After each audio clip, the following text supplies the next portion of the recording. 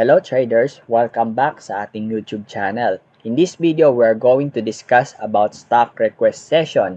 Yung inaabangan ninyong discussion every weekend para at least prepared kayo at least informed kayo kung ano-ano ba ang dapat gawin sa mga stocks na ni-request ninyo over the next week. Kung ano-ano ba ang diskarte, kung tama na bang bilhin, timing na ba na bumili na to or hayaan muna, stay on the sidelines or kung meron, hold pa ba katulad sila ASEN or pwede na bang ibenta, mag-take profit or kapag ka nabili mo sa taas, no, medyo nagkamali ka, ano ang dapat gawin? Cut loss ba, hold or average up?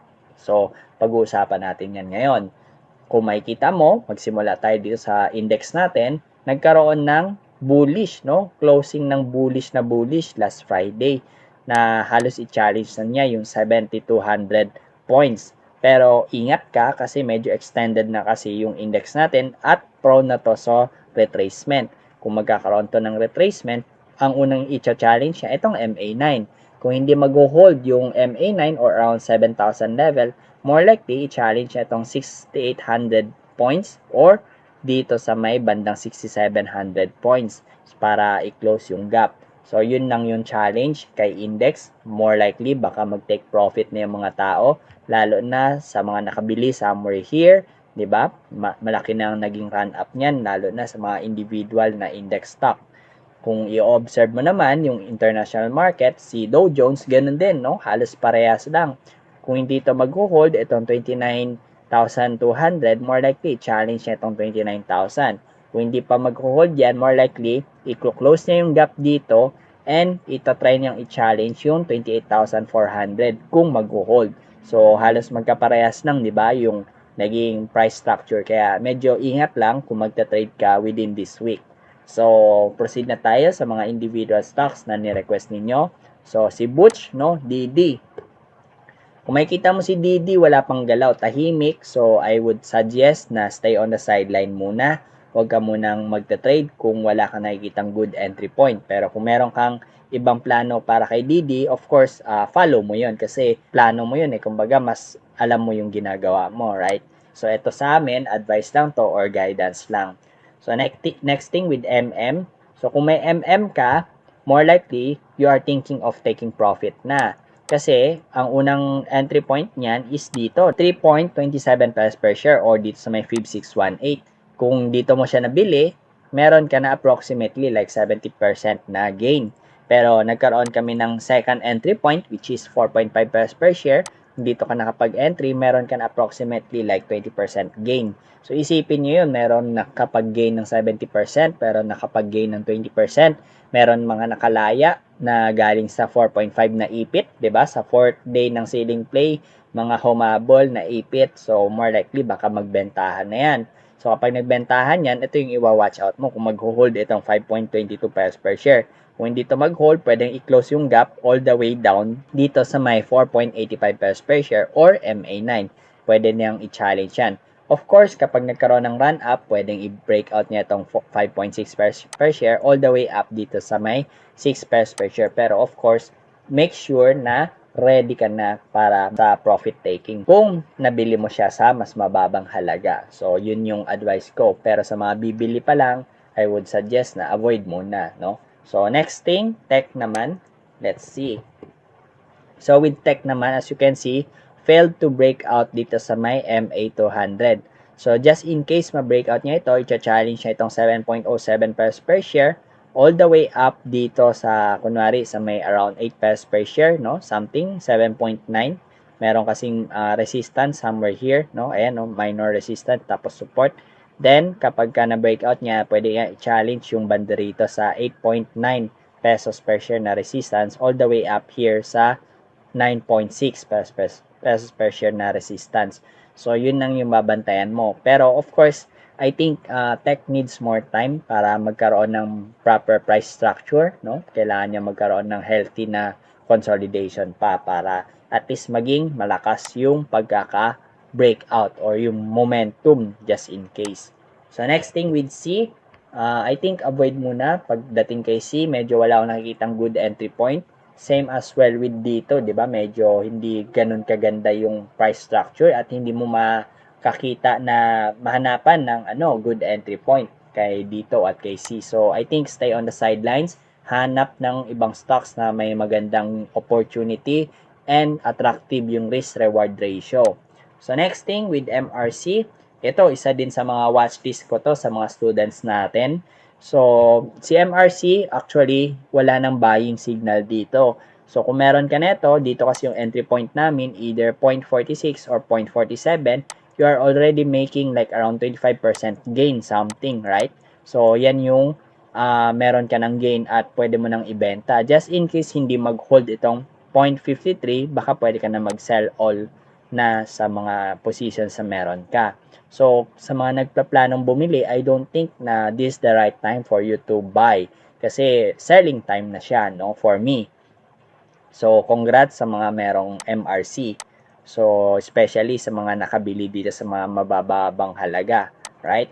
So, next thing, PHA. Si PHA naman, meron itong backdoor listing, si SquidPay na tie-up, no? Kaya, ang nangyari, nagkaroon ng magandang price action, nagkaroon ng ceiling. So, hindi ko lang nabantayan to. Dapat dito ang entry point ko, 0.64. Tapos, magsa-sell on tranches na lang ako by trail stop. So, ganun ang plano ko sana. Yun nga lang, hindi ko to naisama sa watchlist kasi ang dami na naming watchlist. Kasi, ang maalala ko, meron kaming ASEN, meron kaming, I think, MRC, CHP, MWC, tapos meron pang tech siguro. So, more than 5 na. So, nasa 6 na yata. Kaya, medyo inano ko to. Medyo hindi ko na naisama to. Kasi, yung watchlist namin, pinipili ko lang yung best of the best stocks na pwede nating i-trade. So, yun ganun talaga eh. So, hindi natin makokontrol yon at the same time, hindi naman natin alam na talaga magkakaroon ng breakout. Pero dapat dito yung entry point mo, tapos magta-trail stop ka na lang. So, sa mga meron pa, of course, trail stop na lang, tapos tingnan mo kung saan ka comfortable na mag-take profit para ma-secure mo na yung profit na yun. Kasi, more likely baka bumagsak to at i-close niya itong gap na to. So, kailangan ma-secure nyo na yung mga profit nyo. So, next thing, TBGI. So, with TBGI, I think medyo choppy pa si TBGI and stay on the sidelines muna for me. And kung meron kang strategy or style na tingin mo akma sa'yo, pwede kang bumili, pero nasa sa'yo na yun. So, guidance lang tong ginagawa natin. At the same time, advice lang para at least meron kang options na mapapakinggan at mabavalidate kung akma ba siya sa trading strategy mo. So, next thing, DMW.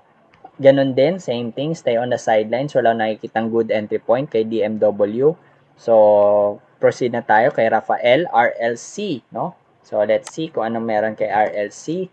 So, ganun din, kung makikita mo, nahihirapan siyang i-breakout itong MA200, no? Kung sakasakaling i-breakout niya yan, meron pang mga resistances. I think somewhere here, 17.5, tapos meron somewhere here, 18.4 or 18.5, no? Tapos kung sakasaling ma-breakout niya yan, meron pa hanggang dito sa may 20 pesos per share.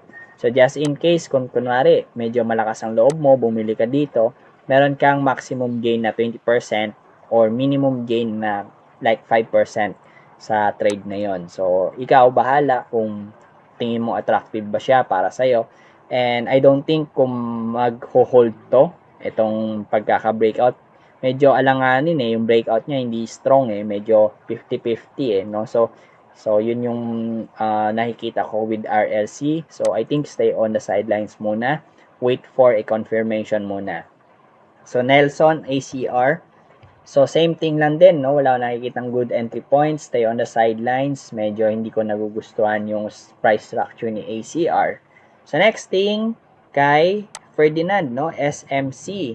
Let's see, kay SMC, nagkaroon ng run up, right? Nagkaroon ng run up pero hindi na breakout itong 130 pesos per share, di ba? Banda rito, ayan, no? So, kung makikita mo, may resistance somewhere dito sa may 130.4 pesos per share o di kaya 0.80 pesos per share. So, just in case ma-breakout niya yan, meron pang resistance somewhere here sa 146 pesos per share all the way up dito sa may 165 pesos per share. So, ang gusto mong makita bukas or this week is observe mo kung ma-breakout ba niya itong 130 pesos per share. So, yun lang yung magiging advice ko with SMC. So next thing with Jesse naman, PNB. So with PNB naman, I think stay on the sidelines muna. Magkaroon lang muna to ng healthy na consolidation at maging clear para sa atin kung saan tayo pwede magkaroon ng entry point. Yun lang yung gusto kong makita muna with PNB. But as of today, stay on the sidelines muna with PNB. Next thing, ATN. Let's see. So, ganun din ang advice ko with ATN. Stay on the sidelines muna. Wala akong nakikitang good entry point with ATN. So, next thing, Richard, BDO. So, si BDO naman, nakita ko maganda din ang run-up neto. Ayan, oh. So, as you can see, kung nakabili ka dito somewhere here, MA200 breakout, meron ka ng target price initially dito sa may 144 pesos per share all the way up 120 pesos per share. Pero I doubt kung mag-hold ito kasi nga isa to sa mga index, 'di ba? Index stocks. And as you can see, yung index natin prone na sa correction, prone na sa profit taking. And more likely baka mag-end this week, no? Itong katapusan ng November ng bearish. Pwedeng ganoon ang mangyari at magkaroon ng rally na lang next month, no, sa December. So, yun yung risk, no? At kapag hindi na sustain itong MA200, pwede niyang i-close itong mga gap dito at i-challenge itong MA9. Just in case magtuloy-tuloy, ito yung target price mo, 120, 124 pesos per share, tapos itong bandang 119 or 114 rather. So, 114, meron kang 9%, tapos 13%, all the way up here, 20%. So, yan yung mga resistances na babantayan mo. So, next thing with Max. So, as you can see, I think stay on the sidelines muna. Medyo choppy yung signal na pinapakita ni Max. And gusto ko pa ng confirmation. Pero, of course, again, kung meron kang trading idea or trading methodology na sa tingin mo, kaya mo maging profitable with Max, then go for it, no? Kasi mas alam mo naman yun eh. Kasi kayo yung nagre-research, kayo yung gumagawa ng analysis and study. So, itong ginagawa natin is only a guide. So, next thing with SSI. So, ganun din, stay on the sidelines. Kung makikita mo, breakdown na sa MA9. So, kung hindi to mag-hold, no, magkaroon ng bounce back, baka pwede nyo i-challenge itong MA20, 1.44 pesos per share. Kung hindi pa to mag-hold, more likely baka i-challenge na yung banda rito sa may 1.2 pesos per share something, no? 1.24, 1.27. So, avoid muna or stay on the sidelines with SSI. The next thing with JF, no, TUGS. So, si TUGS naman, nagkaroon ng breakout. Makikita mo, nagkaroon ng breakout. Pero, hindi ako confident kung ito ay mag-hold. So, again, kung meron kang trading idea for TUGS, then follow it. Pero, itong binibigay ko is just an guide or advice lang na kung tatanungin mo ko, ayoko mong bumili ng TUGS right now. So, next thing, ABA. Ito, isa din to sa mga stocks na binabantayan natin. So, kasama din to. Kung makikita mo, nagkaroon ng gap up dito. At dapat mag-hold itong 0.59. Kung nakabili ka dito sa breakout ng MA200, good for you. Meron ka ng 8%. Tapos, nag-close pa siya banda rito, 12% gain. So, yan yung babantayan mo. And more likely, baka hindi to mag-hold, no? Kung hindi to mag-hold, baka pwede niyang i-close yung gap dito. Yun yung risk niya. So, I think hindi pa siya right timing for now to buy. So, observe lang. Kung meron ka nito, baka mag-take profit ka na. So, next thing, Holcim. Isa dito sa mga stocks na medyo mabagal ang galaw, katulad ni CHP. Ang daming resistances, ang daming harang na nape-prevent yung rally, nape-prevent yung pag-up, no? Pag-run up ng stock na yon. So, as you can see, with Holcim, medyo mabagal. And I think stay on the sidelines muna or hanap ng mga stocks na mas maganda ang opportunity, mas maganda ang risk-reward, attractive yung return, yung mga tipong ganon. So, hindi tayo nagpo-force trade, hindi tayo nagkakaroon ng favorite stocks na kung tawagin nila. Kaya, pipili talaga tayo ng mga stocks na talagang alam natin na magkakaroon ng movement or rally, no? So, hindi tayo pipilit ng mga stocks. So, next thing with SEB, ayan, kung makikita mo, nagkaroon ng doji, no? Somewhere dito sa resistance, failure to break out 50 pesos per share. So, another index stocks to na maaaring magkaroon ng retracement. So, kapag nagkaroon ng retracement yung index, damay na rin to. At pwede nyo i-challenge itong MA200 45.33 pesos per share all the way down din sa MA9 or MA20. So medyo malalim din yan na kaya medyo ingat ka kung meron ka nito, take profit na, kung wala ka pa, avoid muna. Ayan no. Meron kang loss na -8 or -15. So if I were you, kapag ka medyo hindi na maganda ang price structure, medyo mag-take profit ka na kung nakabili ka, no? So next thing, si Kian, no? IDC. So with IDC, nagkaroon na ng run up to. Ang ganda ng run up. Pero gusto ko makita ng healthy na consolidation bago ako bumili, no? So medyo medyo tricky din to si IDC, and as you can see dito, malapit na sa support dito, resistance somewhere here, dapat ma-breakout niya to. Pero I think mas maganda kung magkaroon muna ng sabihin nating dito na consolidation, kasi kung makikita mo meron nangyaring consolidation dito. Pwede dito yung magiging entry point mo, pero kung hahabol ka on the second day, medyo risky na. Kaya kung ganun ang plano mo, hahabol ka, medyo bawasan mo yung allocation mo. Kasi kung makikita mo parang MRC yung datingan niya, 'di ba? Ayan, medyo mas mahaba lang si MRC, right? So, ganun din pagdating kay IDC. So, kung hahabol ka, medyo liitan mo na lang, or better yet, magantay ka na lang ng good na consolidation tapos breakout buy. Ayan. So, next thing, VLL. So, si BLL, ganun din, medyo mabagal. And at the same time, failure to break dito sa may banda rito. Ayan, 4.3 pesos per share somewhere here. Resistance din to eh. So, failure to break out with that resistance, more likely, baka i-challenge ulit tong MA200 all the way dito sa MA9. So, I think stay on the sideline. Avoid muna with VLL. So, next thing, IRC. Then, last stock will be Fruit. So, IRC, ganun din. Wala nakikitang good entry point. So, stay on the sidelines muna at wag muna magpo-force trade. And then, Fruit, nagkaroon to ng rally. Ayan nakikita ko. And I'm not confident to trade with Fruit kasi 'di ba ang IPO price niya is, kung di nagkakamali, 1.6 something, 'di ba? 63 or 67. And kung makikita mo, yung closing price niya dito sa IPO date is 1.70 pesos per share, 171. At hindi pa niya na-break yun. Although na-break na niya yung 1.5 pesos per share, pero mas gusto ko pa i-validate to. And of course, syempre, binabangga din natin siya sa iba't ibang stocks para makita natin kung sino yung may attractive na risk-reward, yung return na kung tawagin natin kung saan mas maliit yung risk at mas malaki yung reward. Kung meron, di yun yung uunahin naming i-trade or makakasama sa watchlist. So, ayan lang yung last stocks natin, and I hope itong discussion natin is nakatulong sa inyo para maging malinaw ang mga strategy ninyo at naliwanagan kayo kung ano yung mga dapat nyong gawin for this coming week sa pagda-trade, either buy ba, hold, stay on the sidelines, or sell, take profit, or cut loss, whatsoever.